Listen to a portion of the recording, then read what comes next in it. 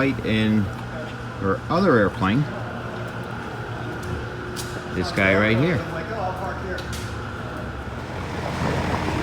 It's a big day here at Viking Aircraft Engines. Kathy Anderson, with her husband Bob, built this airplane. Kathy doing most of it. And it has a Viking 110. Now, history repeating itself. 4 years later, Kathy has the Viking 90 and a Rance S-12. So from an S-19, and then now with the S-12 and the Viking 90. This was the first plane that Kathy built. It had a Rotax 503, and it's now been changed to the Viking 90, three-cylinder Mitsubishi engine.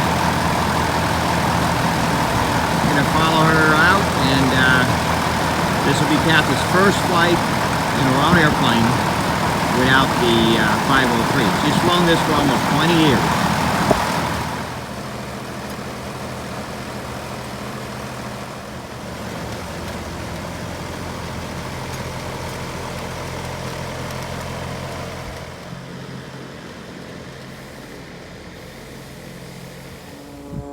Unfortunately, Kathy's a long ways away down there, but this will be our first flight after 20 years of flying the S-12 with the 503 Rotax.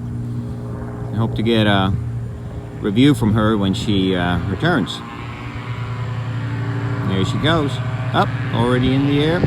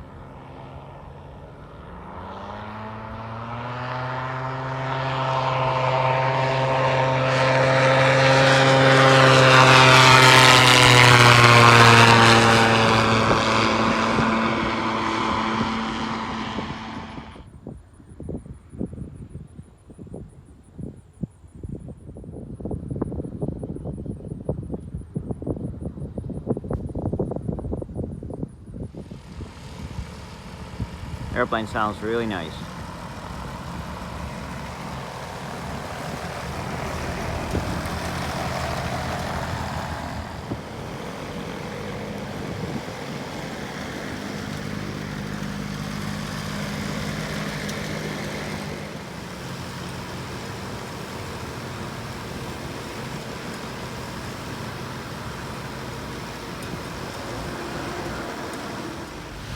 Wow, how was that?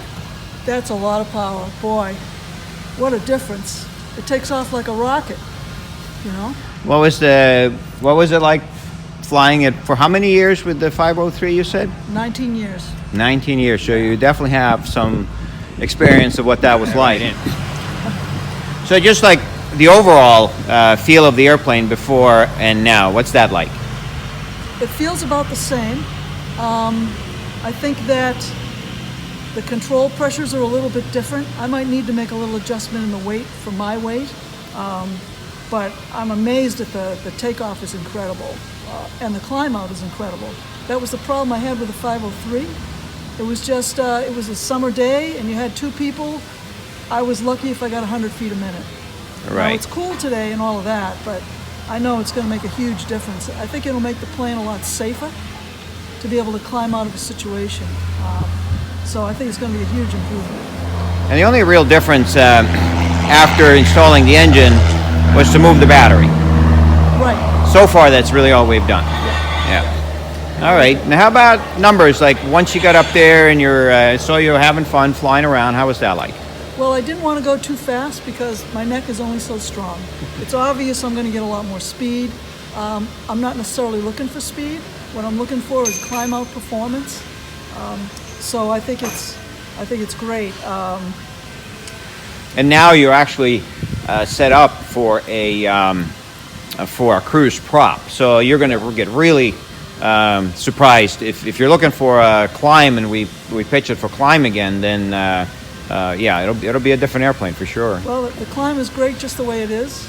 We wanted more power. We thought maybe we may want to put floats on this plane eventually. I'm not sure, but I know we got enough power now to do that. So it really transforms the plane into a moving machine. All right. Yeah. All right. Thanks for the interview, and you look good out there flying your first flight in the great. S-12 with the Viking 90. Great. Thanks, John. Got yourself an all day on the S-12 and now heading home in the S-19. Old Viking power.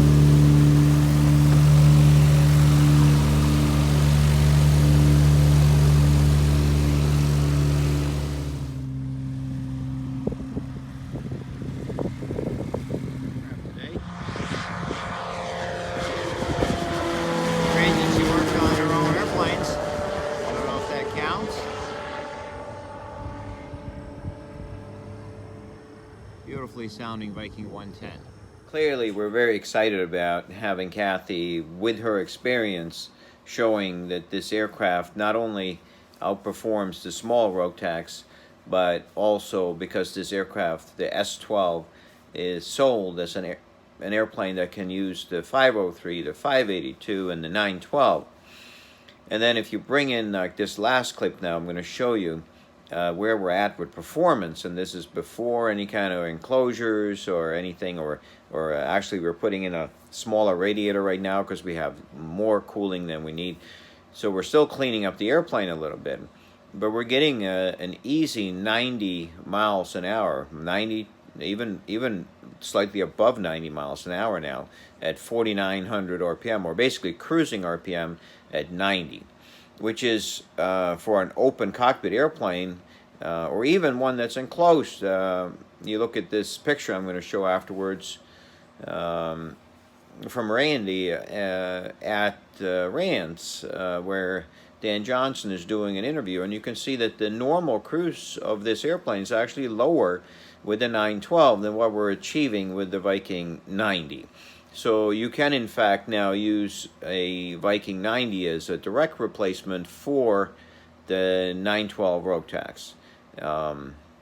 This is something that is important to notice, because the S-12 is just the beginning of this. We would like to see this engine in, well, next we're going to put it in the Bat Hawk, and then it's going to go from there. But we're going to do one installation at a time, and we're going to show the performance being equal or better than the 912 Rotax for half the money, and with equal reliability or better. So take a look at this last clip. It's just a little clip showing the performance that we've been able to achieve up to this point with this aircraft and this engine combination.